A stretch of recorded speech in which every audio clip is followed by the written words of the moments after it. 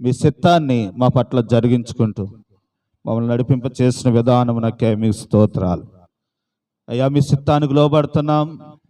మీ ఇష్టానుసారంగా మమ్మల్ని నడిపించి మా జీవితాల ద్వారా మీరే మహిమనందమని ఇంకెక్కువగా ఆరాధించే భాగ్యం మీరు మాకు అనుగ్రహించండి. వచ్చిన బిడ్డలను దీవించడానికి రావాల్సిన వారు సిద్ధపడి ఉంటే తీసుకురండి.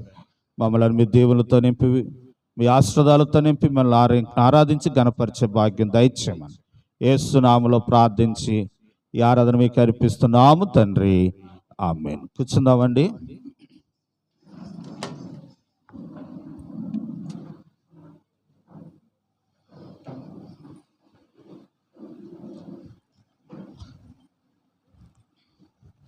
మంచిదండి ప్రియులారా, ఈ సమయంలో కొన్ని నిమిషాలు క్లుప్తంగా కొన్ని మాటలు మనం జ్ఞాపకం చేసుకుందాం. చదువుకున్న వాక్యంలో నుండి అపోస్తలుడైన పౌలు రోమీయులకు రాసిన పత్రిక 5వ అధ్యాయములో ఉన్న మాటలు మనం చదువుకుందాం. ప్రియులారా, 3వ వచనాన్ని చదువుదాం. అయితే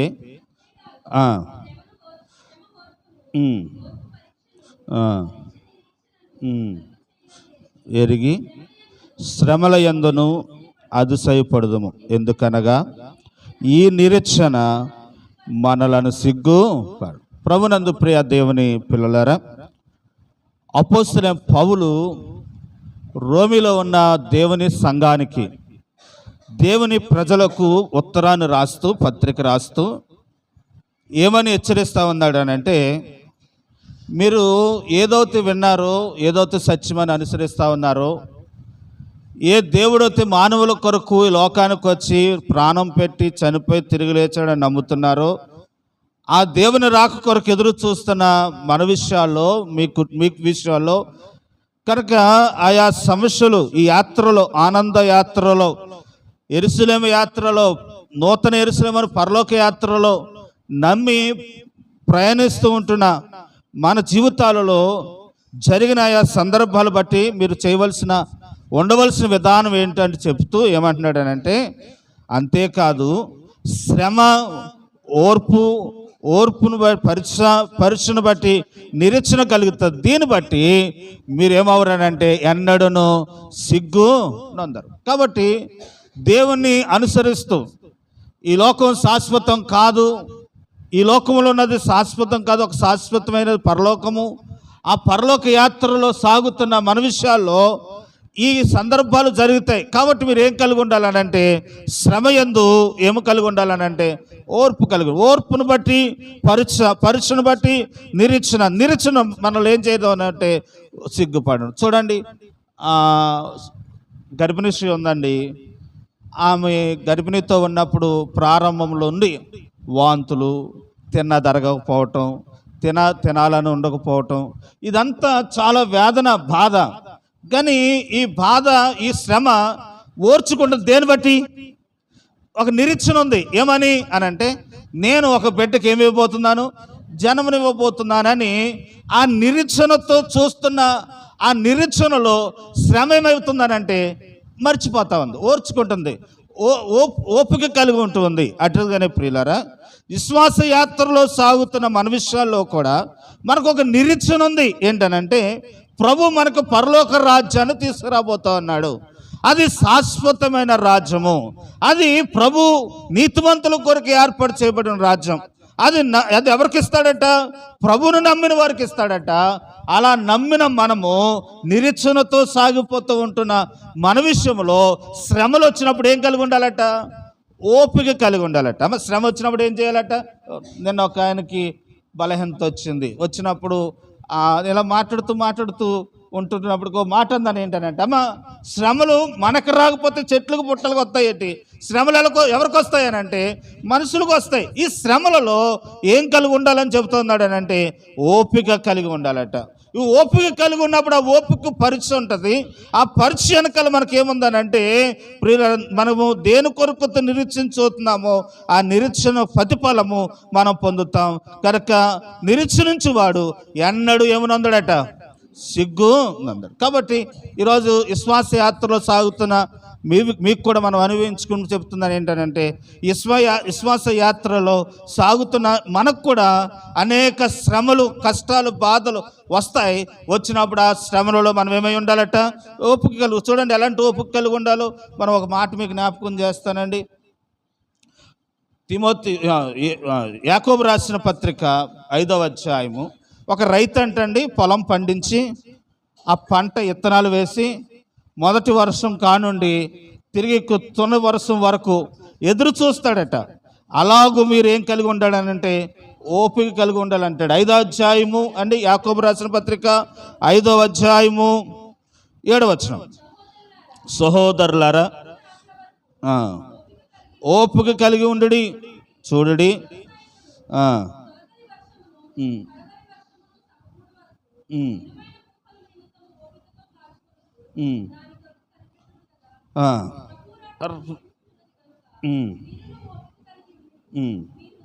మీ హృదయములను సహోదరులారా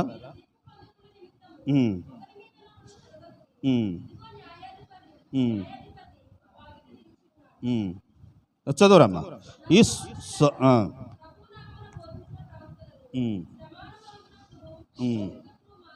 అమ్మ మనకంటే ముందు పితరులు వారు పడిన శ్రమను, ఆ కష్టమును మనమును వారిని ఏం చేయాలని అంటే మాదిరిగా పెట్టుకుని నడవాలి. నేను ముందుకెళ్తున్నాను ప్రియులరా. ఒక వ్యవసాయకుడు, ఒక రైతు ఏం చేస్తాడనంటే పొలమును దున్ని బాగా సదును చేసి దాంట్లో విత్తనాలు వేసిన తర్వాత ఆ పంట చేతికి వచ్చే వరకు ఎలా చూస్తాడట? ఓపికగా చూస్తాడు. ఆ ఓపిక, ఆ శ్రమ తనను ఏం చేయనవదు, సిగ్గుపడను. ఒకరోజు ఏం పొందుకుంటాడనంటే కనుక పంటను కోస్తాడు. ప్రియులరా, అల్ట్రితిగానే ఒక రైతు ఓపికతో చూసి శ్రమ పడుతూ ఉంటుండగా, కష్టపడుతూ ఉంటుండగా తన కష్టానికి ప్రతిఫలముగా ఎలాగైతే ప్రతిఫలాన్ని పొందుకుంటున్నాడో, ఈరోజు ప్రభుని వెంబడిస్తున్న మన విషయాల్లో కూడా అనేక కష్టాలు, బాధలు, నిందలు, అవమానాలు వచ్చినప్పుడు మనం కూడా ఏం కలిగి ఉండాలట? ఓపిక కలుగు. ఎప్పుడు అవుతుంది అది? ఎప్పుడు జరుగుతుంది ఈ కార్యం? ఇంకెప్పుడు పొందుకోగలను? ఇంకెప్పుడు మాకు ఈ సమస్య నుంచి విడుదల అవుతాం అనుకుంటున్న వారులారా, ఈరోజు శ్రమ అనిపిస్తున్న వారులారా, మీతో చెబుతున్న మాట ఏంటనంటే ఓపిక కలిగి ఉండండి. తగిన కాలమందు మనలను దేవుడు సిగ్గు దేని కొరకు ఎదురు చూస్తున్నామో అది దేవుడు మనకు సహాయాన్ని చేయగల దేవుడు. ఒక 2-3 మాటలు మీకు జ్ఞాపకం చేస్తానని ప్రియులారా. చెప్పే ముందుగా, ఎవరున్నారు మన పితరులు శ్రమలలో ఓపికగా నిలుచుండి రెండింతల ఆశీర్వాదం పొందుకునేవారు అని అంటే ఏబు ఉన్నాడు. చూడండి, ఇక్కడే రాయబడుతుంది. ఏబు గురించి మీరు తెలదా అని అంటాడు. యాకోబు రాసిన పత్రిక 5వ అధ్యాయంలోని మన పితరులను జ్ఞాపకం చేసుకోండి అంటూ 11వ వచనంలో, సహించిన వారు ధన్యులు అనుకొనుచున్నాము కదా, మీరు ఏబు యొక్క సహనమును గూర్చి వింటిరి. ఆయన ఎంతో జాలియు. మీరేం చేసుకోండి, ఏబు గురించి ఆలోచించండి. ఏబు తన శ్రమలలో ఎలా ఉన్నాడట అనంటే, ఏబు తన శ్రమలలో ఎలా ఉన్నాడు అనంటే సహనము కలిగి, జాలి కలిగి, కనికరము కలిగి, ఓపిక కలిగి ఉన్నాడు. కాబట్టి తిరిగి ఏ ఆశీర్వాదం పొందుకున్నాడు అనంటే రెండింతల ఆశీర్వాదాన్ని పొందుకున్నాడు. విశ్వాస యాత్రలో మనము కూడా సాగుతుంటున్నప్పుడు, విశ్వాస యాత్రలో ముందుకు ఉన్నప్పుడు అనేక శ్రమలు, బాధలు, నిందలు వచ్చినప్పుడు మనకు ఒక నిరీక్షణ ఉంది. ఆ నిరీక్షణ మనల్ని ఏం చేయనవదు. ఇంకొక మాట చెప్పేసి ముందుకు వెళ్ళిపోతాను. గుర్రు లేనివాడు శ్రమకి తట్టుకోలేడు. అంటే గురి కలిగినవాడు తనకి ఎంత శ్రమ వచ్చినా ఆ శ్రమలో ఎలా ఉంటాడు? ఓపికగా ఉంటాడు. అంటే ఒకటి సాధించాలనుకున్నవాడు, ఒక స్థాయికి వెళ్ళాలనుకున్నవాడు ఇంక శ్రమలు, ఈ నిందలు అతను పొంగదీయలేవు. ఎందుకనంటే ఆ నిరీక్షణ అతనికి ఏం కలుగజేస్తుంది అనంటే ఓపిక, సహనము కలుగజేసింది. మళ్ళీ చెప్తాను, అందరూ ఒకసారి దేవుని స్తోత్రం చెప్దామా? నిరీక్షణ అంటే ఏంటి అని అంటే, నాకు ఉద్యోగం వస్తుంది, నేను ప్రయత్నం చేస్తూ ఉన్నాను, రాత్రి అనక పగలనక నీళ్ళు తాకక అన్నం తినక ఎంతో కష్టపడి ప్రయత్నం చేస్తూ ఉన్నాను. ఈ ప్రయాస అంతటికి నేనేం పొందుకుంటాను? ప్రతిఫలం పొందుకుంటాను అని ఎదురు చూడటం ఏంటది? నిరీక్షణ. కనుక ఎదురు చూస్తున్న నిరీక్షణ ఉన్నప్పుడు ఈ శ్రమలు తనకు ఎలాగుండవని అంటే కష్టముగా ఉండవని వాక్యం చెబుతా ఉంది. అదే రీతిలో దేవుణ్ణి వెంబడిస్తున్న మన విశ్వాస యాత్రలో ఈ లోకంలో కష్టాలు వచ్చినాను, బాధలు వచ్చినాను, శ్రమ వచ్చినాను, అవి మనకి ఎన్నదగినవి కావు. కాబట్టి ఒకరోజు ప్రతిఫలాన్ని మనం చూస్తాం. చూడండి, ఎబ్రీలకు రాసిన పత్రికలో ఏమని చూస్తామంటే అండి ప్రియులారా, 11వ అధ్యాయంలో మోషే ఐగుప్తు ధనమును ఆశించి అనుభవించుట కంటే దేవుని ప్రజలు ఎన్ని వచ్చినారమ్మా 25. మోషే పెద్దవాడైనప్పుడు విశ్వాసమును బట్టి క్రీస్తు విషయమై నింద గొప్ప భాగ్యమని ఎంచుకొని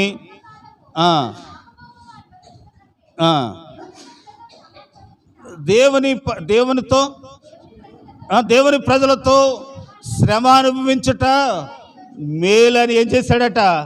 చూసారా, మోషే గనక నేను ఐగుప్తు కుమారుడని ఆయన నిలబడి ఉంటే గనక తనకు సర్వభోగములు అతను కలుగును, కానీ అతడు దేవుని ప్రజలతో శ్రమ అనుభవించుట ఏ మేలనుకొని ఆ భోగాలన్నీ ఏం చేశాడట, విడిచిపెట్టడం వల్ల వచ్చిన ఆశీర్వాదం ఏంటంట అని అంటే ప్రియులారా, విడిచిపెట్టడం వల్ల వచ్చిన ఆశీర్వాదం ఏంటంటే 6 లక్షల మందిని నడిపించాడు. అంత మాత్రమే కాదు, దేవుడిచ్చే గొప్ప భాగ్యం అనే పరలోకాన్ని సంపాదించుకున్నాడు. ఈరోజు మనము కూడా దేవుని యందు నిరీక్షణ ఉంచిన మనము అనేక కష్టాలు, బాధలు, నిందలు అనుభవిస్తూ ఉంటున్నప్పుడు భయపడవద్దు.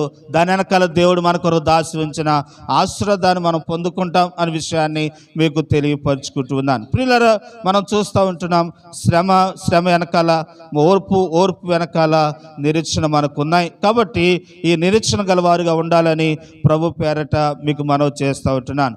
ఏ ఓర్పు కలిగి ఉండాలి అని అంటే యేసు ప్రభు గురించి ఇలా రాయబడింది, విశ్వాసమునకు కర్తయు కొనసాగించువాడైనా యేసు వైపు చూచుచు ఓపికతో ఏం చేయాలట, విశ్వాసమందు పరిగెత్తాలి. కనుక ఆయన యేసు ప్రభు లోకంలో జీవించినప్పుడు ఆయన దెయ్యాలు పట్టినవాడు అని అన్నారా లేదా?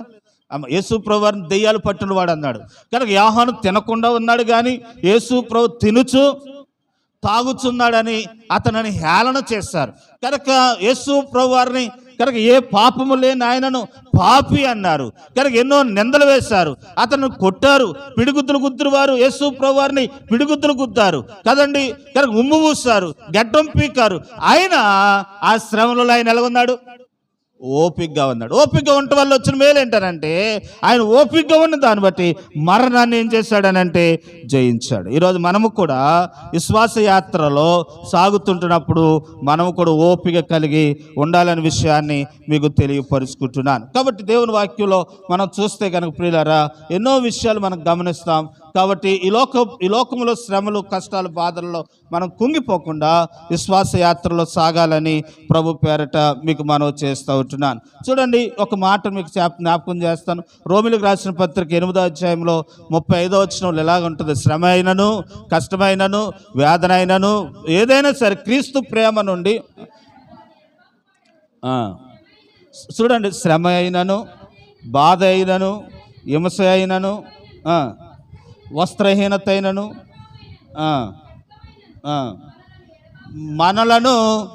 కనుక శ్రమ ప్రభు ప్రేమ నుండి ఈ ప్రభువుని వెంబడిస్తున్న ఈ యాత్రలో శ్రమ అయినను, కష్టమైనను, ఖడ్గమైనను, ఏదైనాను క్రీస్తు ప్రేమ నుండి మనల్ని ఏం చేయదట, ఏడపాలి. కాబట్టి శ్రమలలో మనం ఏమై ఉండాలని అంటే నిలిచి ఉండాలనే విషయాన్ని మీకు తెలియపరుస్తూ ఉంటున్నాను. నాకు లేవో కష్టాలు, నాకు ఇవన్నీ. చూడండి, ఒక ఆయన పంపించాడండి ప్రియులారా, ఒక దైవజనుడు ఎదురుగుండా నిలబడి ఏమంటాడు తెలుసా, ధైర్యంగా ఉండండి, దేవుడు మీకు సహాయం చేస్తాడు అని ధైర్యపరుస్తాడు. కానీ వెనకాల దైవజనుడు కూడా ఏముంటాయి, ఏమేమి ఉంటాయి చెప్పనా, ఒకటి ఆత్మలో ఏముంటాయంట, వేదన ఉంటుంది. తర్వాత నిరుత్సాహం అంటే వెనకాల లాగేవారు నిరుత్సాహపరుస్తారు. తర్వాత ఒత్తుళ్ళు ఉంటాయి కదండి. తర్వాత తిరుగుబాట్లు ఉంటాయి. తర్వాత గందరగోళములు ఉంటాయి, నమ్మహదోహులు ఉంటారు, నిందలు, అవమానములు ఉంటాయి. ఆశాభంగం ఉంటుంది, అంటే ఈ పని జరుగుతుందా జరగదని ఉంటుంది, సూటి పోటీ మాటలు ఉంటాయి, అడ్డగింపు ఉంటుంది, గుండు కోత ఉంటుంది, ఒంటరితనం ఉంటుంది, మోసగించు స్నేహితులు ఉంటారు, కపటమైన ప్రేమలు ఉంటాయి. ఈ అన్నిట్లో దైవజనుడు శ్రమల్లోనే నిలబడి ప్రజలకు ఏం చెప్తాడు? సువార్త చెప్తాడు. కానీ ఎందుకలా చెప్తున్నాడు అని అంటే, ఈ శ్రమలన్నిటికంటే ముందు తను ఎదురుకుండా ఏముంది? ఒక నిరీక్షణ ఉంది, ఒక సంతోషం ఉంది, ఒక ఆనందం ఉంది. ఏ శ్రమ అనిపిస్తున్నాడో ఆ శ్రమకు ముందు ఏమి దాగుంది చెప్తలేదు.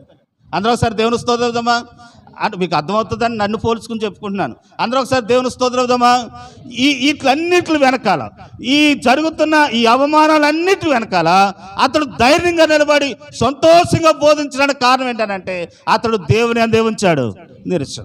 ఈ శ్రమ అయినా, బాధ అయినా, కష్టమైన, అవమానమైన, హేళనైన, దుఃఖమైన ఏదైనా అతను క్రీస్తు ప్రేమ నుండి ఏం చేయలేదట ఎడబాయి. ఈరోజు మీకు కూడా అదే చెప్తా ఉన్నాను.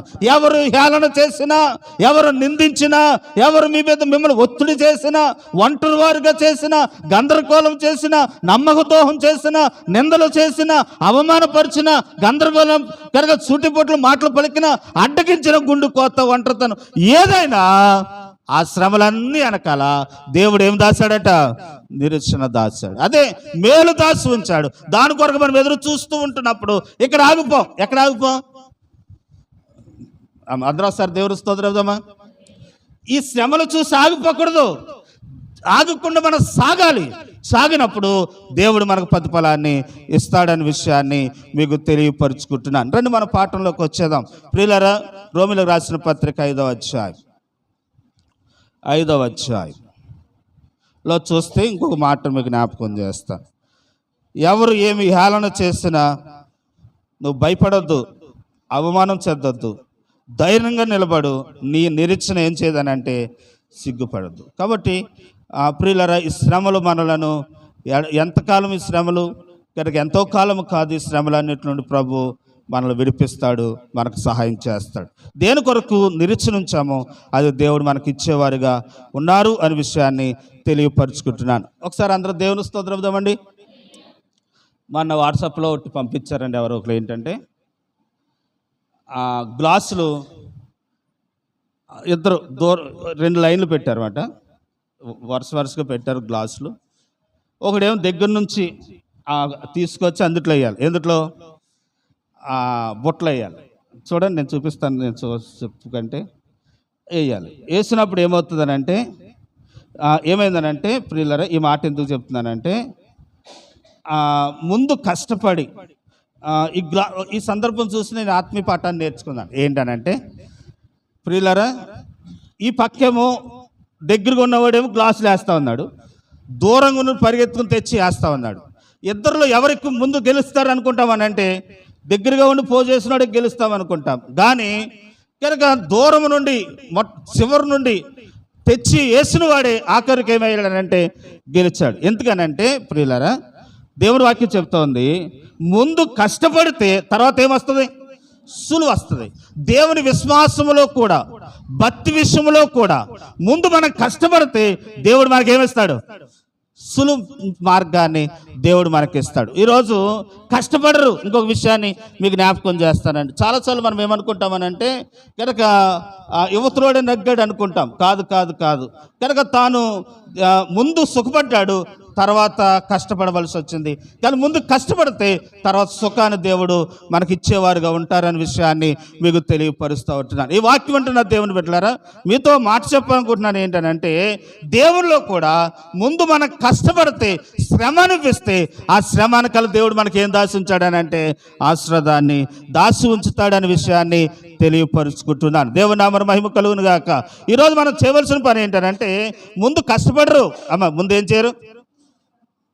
నేను మాట చెప్పను, అందరూ ఒకసారి దేవుని స్తోత్రం చెప్దామా.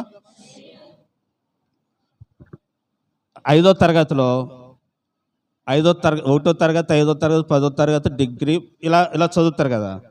డిగ్రీలో మానేశాడు అనుకోండి,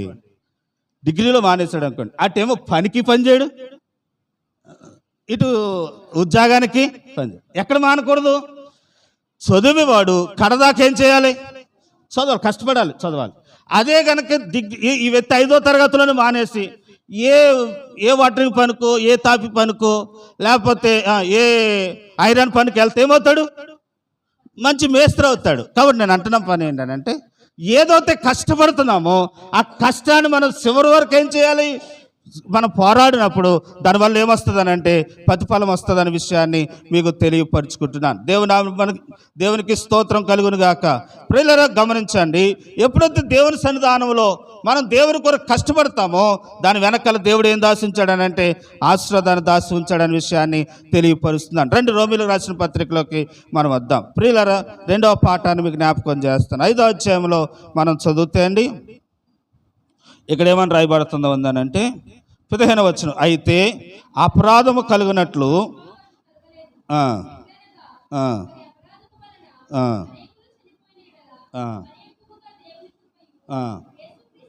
అరే 18వ వచనం చదవండి. కాబట్టి తీర్పు ఒక అపరాధం వలన వచ్చినదే మనుషులు కలిగిన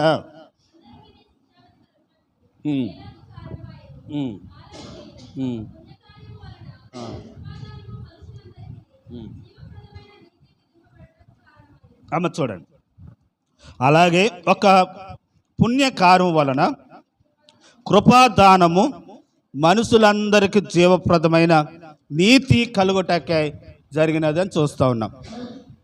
ఏ దానం అంట? ఏ దానం? కృపాదానం.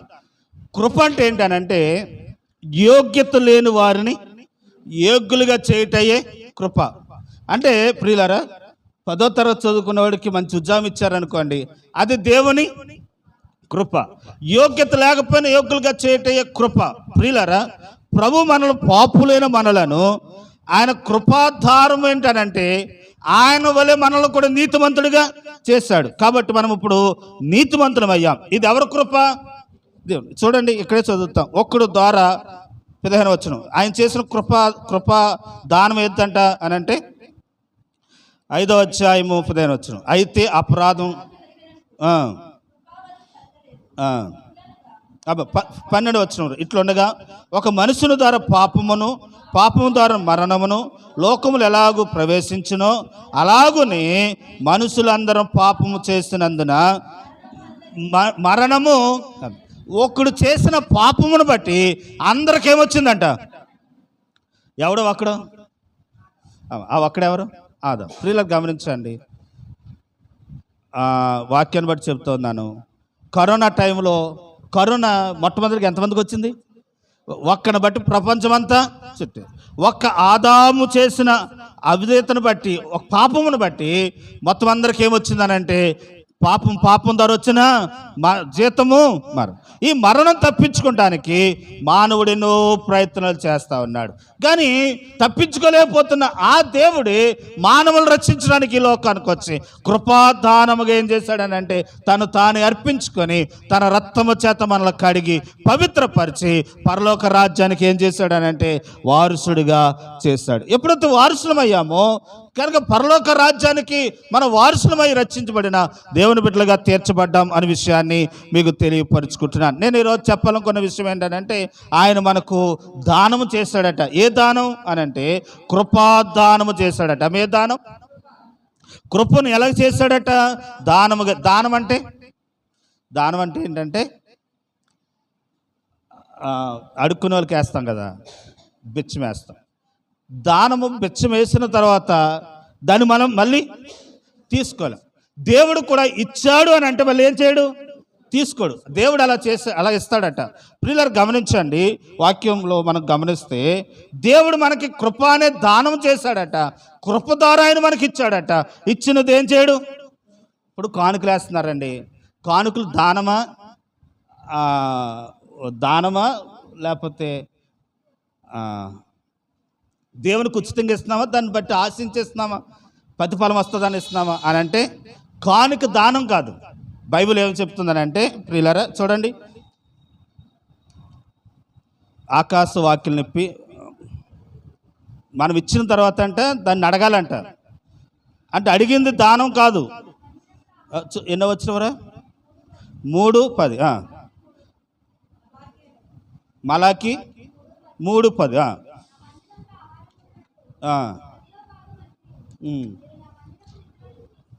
ఉమ్, ఉమ్, ఆ, ఆ. పట్టజాలంత విస్తారమైన ఆ, అమ్మ, మీరు నా మందిర వీధుల్లోకి తీసుకొచ్చి నన్ను ఏం చేయండి, శోధించడు, గోజాడని అంటున్నాడు. అంటే ఇచ్చిన దానిని మళ్ళీ అడుగుతున్నామంటే దానము కాదు. ఇప్పుడు మీరు దశంభాగం ఇచ్చారండి, దానికి ప్రతిఫలం దేవుడు ఇచ్చేదాకా ఏం చేయాలి, శోధించాలి. నువ్వు ఇమ్మన్నావు, మేము ఇచ్చావు కాబట్టి దానికి మాకు ప్రతిఫలాన్ని ఇమ్మని దేవుని దగ్గర మనం ప్రార్థన చేయాలి. అలా చేసినప్పుడు దేవుడు మనకు సహాయం చేస్తాడు. కానీ దేవుడు ఇచ్చినది దానము, తిరిగి దాన్ని ఏం చేసుకోడట, తీసుకోడు. మనం ఇచ్చిన దానికి దేవుడు తిరిగి ఇస్తాడంట, కానీ దేవుడు ఇచ్చింది తిరిగి ఏం చేయడటండి, ఏమిటి ఆ దానాలు అని మనం గమనిస్తూ కొన్ని దానాలు చూపిస్తాను చూడండి ప్రియులారా. మొదటి దినవృత్తాంతాల గ్రంథం, దేవుడు అంటే మానవుడికి చేసిన దానాలు ఏంటో చదువుదాం. 29వ అధ్యాయము,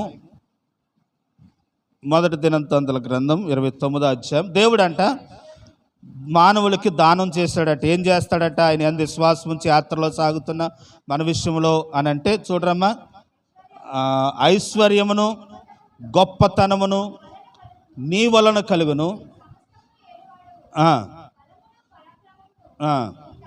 నీ దేవుడంట ఆయన వెంబడిస్తూ విశ్వాసంలో సాగుతున్న వారికి అంటండి దేవుడిస్తున్న దానములు ఏంటంట అని మనం గమనిస్తే, ఐశ్వర్యమును గొప్పతనమును బలమును దేవుడు ఏం చేస్తున్నాడట, దానముగా ఇస్తున్నాడట. అంటే సామెతలో ఒక మాట ఉంటుందండి, మనుషుడు కష్టము చేత ఆస్వాదించబడడు కానీ యెహోవాయే అతను ఏం చేయాలట, ఆస్వాదించాలి. దేవుడు మనల్ని ఆస్వాదించినప్పుడు మనం ఏమవుతాం, ఐశ్వర్యవంతులం అవుతాం. ఈ ఐశ్వర్యము దేవుడంట దేవుడిచ్చిన దానం అంట ప్రియులారా.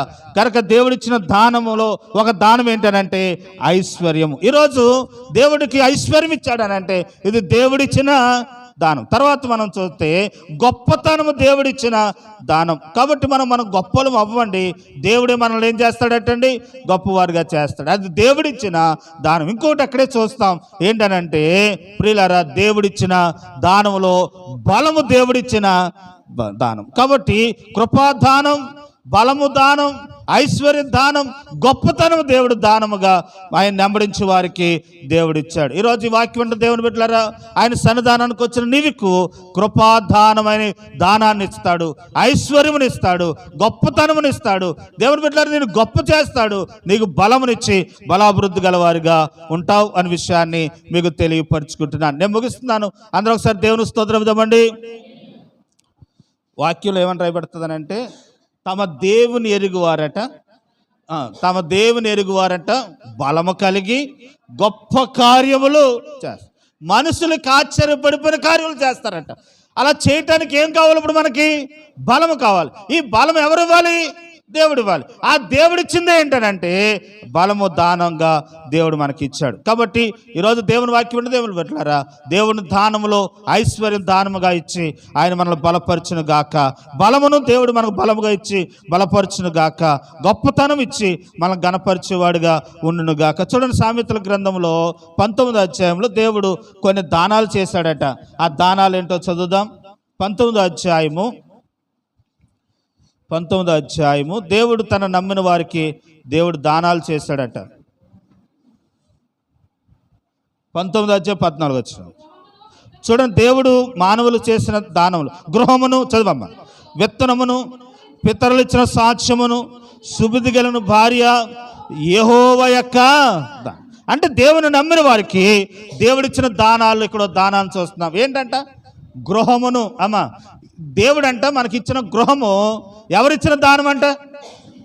ఇప్పుడు సొంత గృహాలు ఉన్న వాళ్ళు ఇక్కడ ఎంతమంది అవుతున్నారో మీతో చెప్తున్న మాట ఏంటంటే, ఇది మీకు దేవుడిచ్చిన దానం. ఎందుకనంటే గృహాలు లేకుండా ఎంతోమంది, నేను అప్పుడప్పుడు మీటింగ్కి వెళ్ళి నైట్ వస్తూ ఉంటున్నప్పుడు మీరు ఎప్పుడైనా చూడండి, బస్ స్టాండ్ వంతుల మీద పడుకొని ఉంటారండి ప్రియులారు. దోమల్లో, చలిలో, వర్షం వచ్చినా, ఎండ కాసినా ఏదైనా అక్కడే పడుకుంటారండి, అక్కడే రాత్రి అంతా ఉంటారండి ప్రియులారా.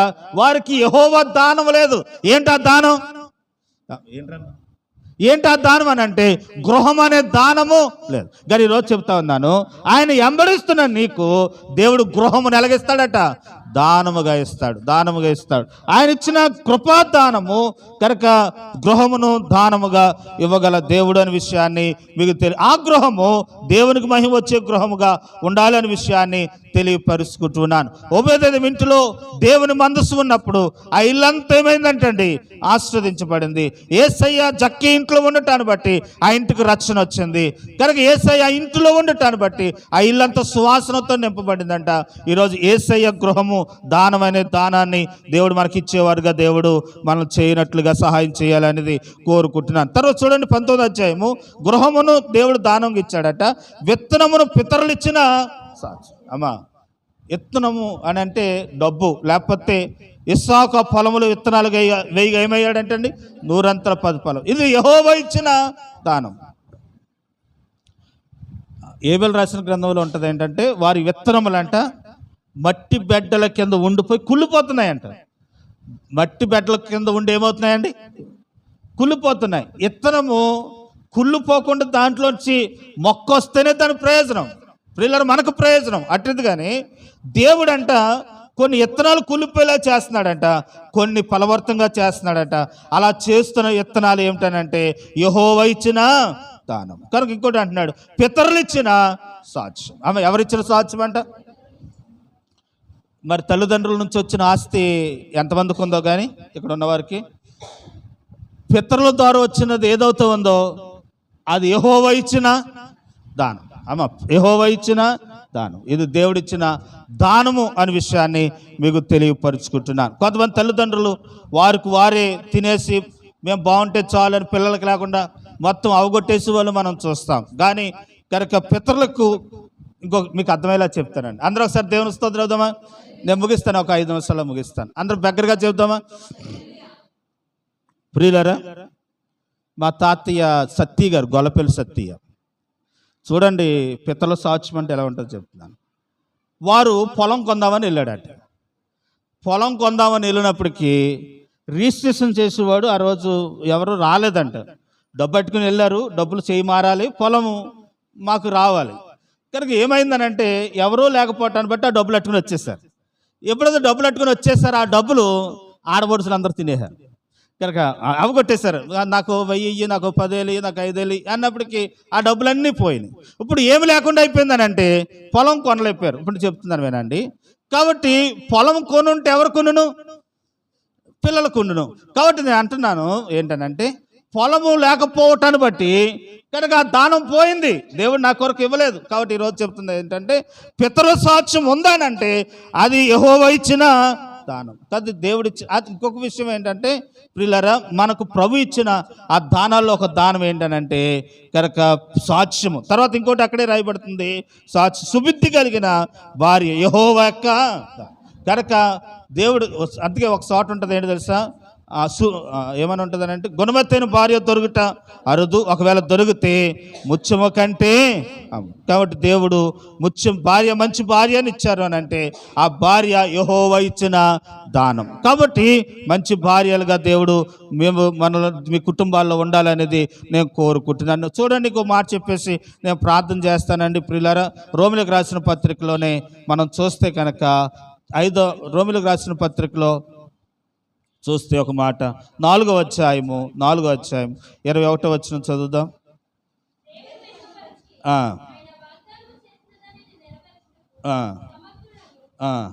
ఆయన వాగ్దానము చేసిన దానిని నెరవేర్చుటకు సమర్థుడని రూఢిగా. అంటే దేవుడు ఇంకో దానం చేస్తున్నాడు. ఏ దానం? ఏ దానం? ఇక్కడ చదువుకున్న దానాలు వాగ్దానాన్ని దానముగా చేస్తాడట. ఆ వాగ్దానాన్ని ఏం చేస్తాడు? ఈ సంవత్సరం ఎవరికి ఏ వాగ్దానం వచ్చిందో ఆ వాగ్దానము దేవుడు ఇచ్చాడు. ఆ వాగ్దానాన్ని ఇచ్చాడు అని అంటే నెరవేరుస్తున్నాడు అని అంటే అది యెహోవా ఇచ్చిన దానం. కాబట్టి దేవుడిచ్చిన వాగ్దానాలు నెరవేర్చేవాడు. ఆయన వాగ్దానమును దానముగా చేయగలరు. అదే రోమిలకు రాసిన పత్రికలో చూడమ్మా, రోమిలకు రాసిన పత్రికలో అదే మాటను అక్కడే చూస్తాం. ఏంటంటే కనుక 5వ అధ్యాయం 17వ వచనం, 5వ అధ్యాయం 17వ వచనం.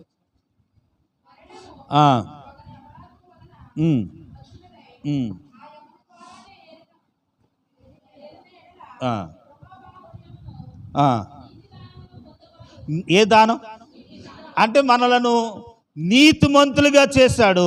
ఇది యెహోవా యొక్క దానం. కనుక అపవిత్రులం ఒకప్పుడు దేవుని సన్నిధానానికి వచ్చిన దాన్ని బట్టి, విశ్వాసం ఉంచిన దాన్ని బట్టి మనలను నీతిమంతులుగా చేశాడు. ఆయన వాగ్దానం నెరవేర్చాడు. ఆయన నీతిమంతుడైన నీతిమంతులుగా చేసి పవిత్రపరిచిన ప్రభువుని, ప్రభు ఇచ్చే వాగ్దానాలకు పాత్రం అవుదాం. శ్రమ వచ్చినప్పుడు భయపడొద్దు, సిగ్గుపడొద్దు. దేవుడు మన నిరీక్షణను ఏం చేయడటండి? సిగ్గుపడినవాడు. అదే వరుసలో ఆయన ఇచ్చిన దానాలు, ప్రభు ఇచ్చిన దానాలు పొందుకొని ప్రభులో సాగుదాం. అట్టి కృప దేవుడు మనకు సహాయం చేయను గాక. ఆమేన్. తలలు ఉంచుదాం, కళ్ళు మూసుకుందాం, ప్రార్థించుదాం. ప్రియులారా, ఒకసారి మనం పరిచయం చేసుకుందాం, ఆలోచిద్దాం. శ్రమ వెనకాల ఓర్పు వెనకాల పరీక్ష వెనకాల నిరీక్షణ. విశ్వాస యాత్రలో సాగుతున్న మనకు శ్రమలు వస్తాయి, కష్టాలు వస్తాయి, బాధలు వస్తాయి, ఇరుకులు వస్తాయి, అవమానాలు వస్తాయి, నిందలు వస్తాయి. ఎన్ని జరిగినా నువ్వు ఓపిక కలిగి ఉంటే నీ నిరీక్షణ నిన్ను సిగ్గుపరచనవదు. ఏ విశ్వాసమతి మనం కలిగి ఉండి సాగుతూ ఉన్నామో, ఏ నమ్మకవతి ఉంచి సాగుతూ ఉన్నామో, ఆ విశ్వాసంలో సాగుతూ ఉంటుండగా ప్రియులారా, మన నిరీక్షణ ఎన్నడూను సిగ్గుపడనవదు. మన నిరీక్షణ ఎన్నడూ సిగ్గుపడనవదు. ఈరోజు మనము ఎదుర్కొంటున్న శ్రమలు, నిందలు ఏమవుతున్నాయో, అమ్మా నీ నింద పాలు కానవడు ఒక రోజున మళ్ళీ తిరిగి నిన్ను లేపుతాడు. ఎక్కడైతే అవమానమవుతున్నావో, ఎక్కడైతే నింద పడుతున్నావో, అక్కడే నిన్ను నిరీక్షణకు ఆధారమైన దేవుడు నిన్ను సిగ్గుపడనవడు. కాబట్టి ఓపిక కలిగి ఆ శ్రమలలో నిలుచుండు, కష్టపడు, శ్రమించు, దేవుని కొరకు పరిగెత్తు, నీ పనిలో నువ్వు పరిగెత్తు. తర్వాత నువ్వు సుఖాన్ని అనుభవిస్తావు. ముందే సుఖం అనుభవిస్తే తర్వాత కష్టాన్ని అనుభవిస్తాం. కానీ ముందే కష్టపడితే దాని వెనకాల దేవుని ఆశీర్వాదాలు ఉన్నాయి. కాబట్టి కష్టపడటానికి, శ్రమించడానికి ఇష్టపడదాం. రెండవదిగా ఆయన కృపాదానముగా మనకిచ్చాడు. కృపానగా యోగ్యత లేని వారు యోగ్యులుగా చేయటయ్యే. మన పాపులము, నీతి ఎంత మాత్రం లేదు. ఆయన దానము, కృపాదానము దయచేసి మనల్ని నీతిమంతుడిగా చేశాడు. కనుక మన బలము, శక్తి, ఐశ్వర్యము, మన సంపద ఇదంతా మన బలను బట్టి కాదు, కానీ దేవుడు మనకిచ్చాడు. అది యెహోవా ఇచ్చిన దానం. గృహము, విత్తనము, పితరులు ఇచ్చిన సాక్ష్యము, కనుక సుబుద్ధి కలిగిన భార్య యెహోవా ఇచ్చిన దానాలు. ఈ దానాలు ప్రభు మనకిచ్చాడని ప్రభును స్తుతిద్దాం. దేవుని సన్నిధానంలో ప్రార్థన చేసుకుందాం.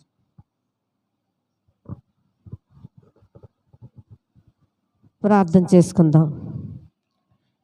కృపా కనికరము గల మా ప్రభువా, పరిశుద్ధుడైన మా తండ్రి, నిత్యుడగు దేవా, నీ స్తోత్రాలు.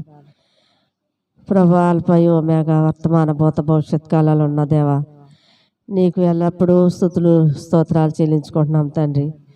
నాయన ఎత్తమైన మా తండ్రి, రోజు నాయన మా తండ్రి, మా ప్రభువా, నా తండ్రి, ఫిబ్రవరి నెల అంతా గడిచిపోయి మమ్మల్ని కాచి కాపాడి మార్చి నెల 1వ తారీఖుని ప్రభువా, నా తండ్రి, ఫస్ట్ వారంలో మమ్మల్ని ప్రవేశింపచేశారు. నాయన నీ కృప నాయన, మా తండ్రి, నాయన మాకంటే చిన్నవారు, పెద్దవారు, గొప్పవారు ఎంతోమంది ఈ లోకాన్ని విడిచిపెడుతున్నారు. ప్రభా, మమ్మల్ని అయితే సజీవుల లెక్కలో ఉంచి నాయన మార్చి నెలలో మొట్టమొదటి వారంలో నిన్ను ఆరాధించడానికి మాకు ఇచ్చిన సమయాన్ని బట్టి నీ స్తోత్రాలు నాయన.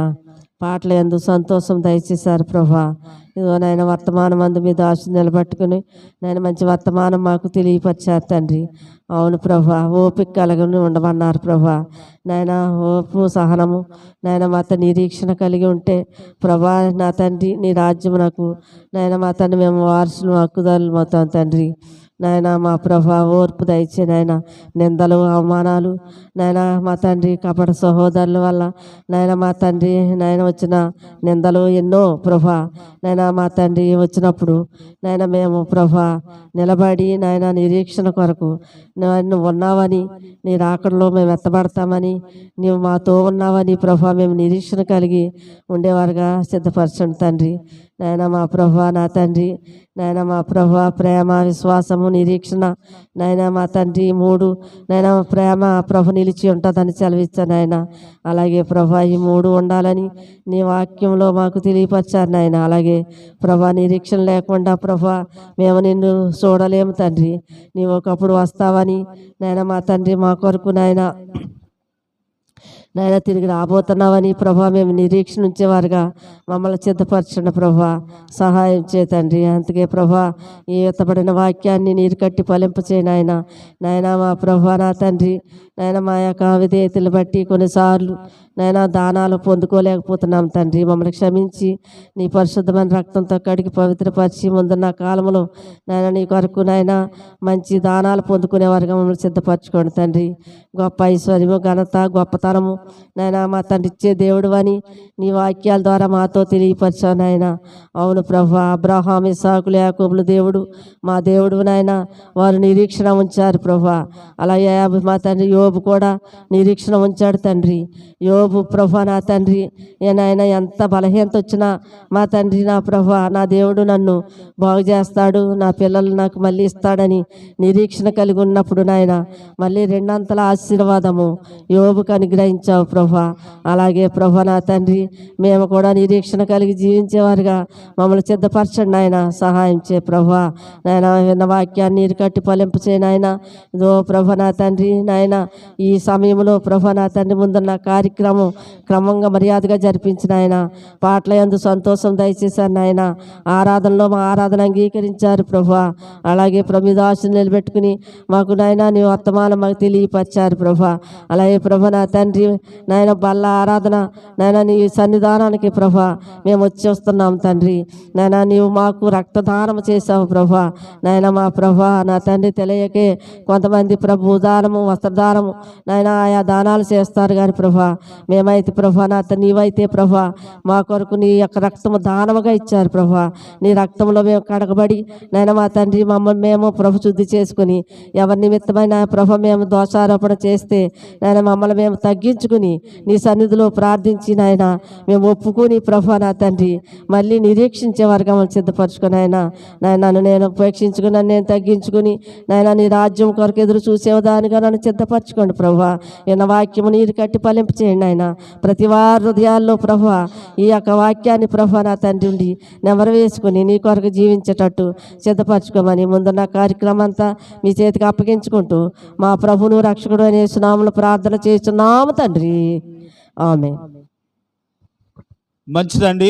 ప్రభువైన యేసు మన కొరకు సిలువేయబడి రక్తము కార్చి చనిపోయి సమాధి చేయబడి తిరిగి లేచిన ప్రభువుని జ్ఞాపకం చేసుకుందాం. కొరింథీయులకు రాసిన పత్రికలో ఏమని రాయబడుతుందనంటే ఆయన శరీరంలో రక్తంలో పాలు పంపులు పొందుతున్నాం మనకు మనం ఏం చేసుకోవాలట? పరిచయం చేసుకో. అయోగ్యులుగా తీసుకోకూడదట. దైవ భయముతో భక్తితో మనము ప్రభు శరీరాన్ని ప్రభు రక్తాన్ని తీసుకుందాం. అటు రీతిగా దేవుడు మనకు సహాయం చేసేలాగున మనం దేవుని సన్నిధానంలో ప్రార్థన చేద్దాం. తలలు వంచుదాం, కళ్ళు మూసుకుందాం, ప్రభు బలను తీసుకుందాం. మనం పరిచయం చేసుకుందాం. మనము ప్రభు దగ్గర పశ్చాత్తాపడదాం. అపరాధముల చేతను పాపముల చేతను మనం పడి ఉండగా ప్రభు మనల్ని రక్షించాడు. ఆయన బిడ్డలుగా మనల్ని అంగీకరించాడు గనుక ప్రభుని జ్ఞాపకం చేసుకుందాం. ఆయన సహాయాన్ని కోరుకుందాం. ఆయన సన్నిధి మనతో ఉండులాగున ప్రభు మనల్ని క్షమించేలాగున ఆయన రక్తం మన పాపమును కడిగి వేసేలాగున మన శరీరంలో ఆయన శరీరం కలుస్తూ ఉంటుండగా మనల్ని బలవంతులుగా చేసి శక్తివంతులుగా చేసేలాగున మనము ప్రార్థన చేసుకుందాం. ప్రభువైన యేసు తన అప్పగింపడి రాత్రి ఒక రొట్టెనెత్తుకుని కృతజ్ఞతాస్తుతులు చెల్లించి, ఇది మీ కొరకే నా శరీరము, నన్ను జ్ఞాపకం చేసుకున్నటకే దీన్ని చేయడని చెప్పాను. మనమును ఆ ప్రకారము చేదుముగాక. ఆమేన్. ప్రియులారా, ప్రభు శరీరాన్ని తీసుకుందాం. ఆయన రక్తంలో మనం పాలు పంపులు పొందుదాం. పరిశుద్ధుడా, మీ శరీరాన్ని తీసుకుంటున్నాం, మమ్మల్ని పరిశుద్ధులుగా చేయండి. పరలోక రాజ్య నివాసులుగా మమ్మల్ని చేసి మహిమనందమని యేసు ప్రభు వారి పేరట అడిగి వేడుకుంటున్నాము తండ్రి, ఆమేన్. ఎవరైతే ప్రభు శరీరం కొరకు సిద్ధపడి ఉన్నారో వారు మీ చేతులు చూపించండి. మీ దగ్గర తేబడినప్పుడు ప్రభుని స్తుతించి ఆయన శరీరంలో పాలు పంపులు పొందుదాం. పాట పాడుతూ ఉంటుండగా ప్రభుని స్తుతిద్దాం, ఆయన నామాన్ని కనపడదాం. ప్రార్థన.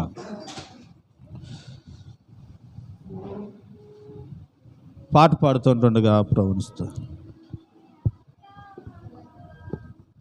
కరుణామయుని దయగల పాత్ర, సిలువలో సాగింది యాత్ర. కరుణామయుని దయగల పాత్ర, ఇది ఎవరి కోసమో, ఈ జగతి కోసమే, జనుల కోసమే, ఈ జగతి కోసమే, జనుల కోసమే.